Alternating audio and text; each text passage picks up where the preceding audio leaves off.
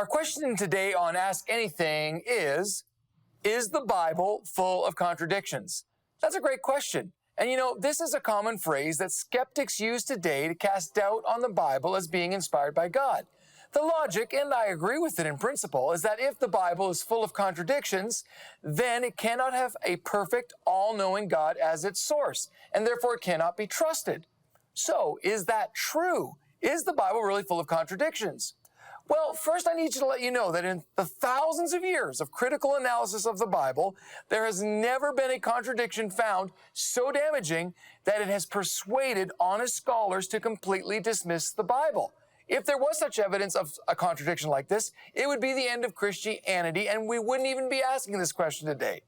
But to be totally fair, there are what appear at first glance to be some minor differences in the accounts recorded in the Bible.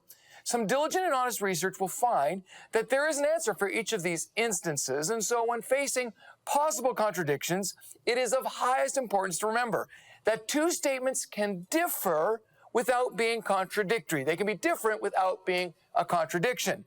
Now, some fail to make a distinction between this contradiction and a difference. Let me give you a couple examples. In one gospel account, it says that there were two angels at the tomb of Jesus.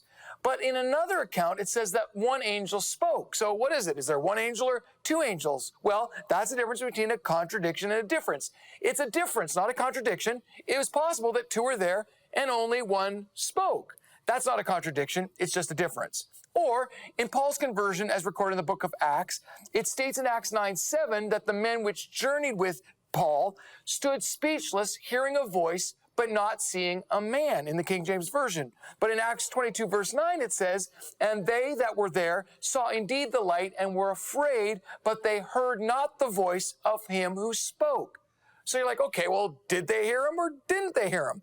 Well, this can be cleared up by understanding the challenge of translating Greek into English. As Greek scholar W.F. Arndt explains, Acts 22:9 does not deny the associates of Paul heard certain sounds. It simply declares that they didn't hear it in such a way as to understand what was being said. This is also a challenge for translating from the original languages into English. So, is the Bible full of contradictions?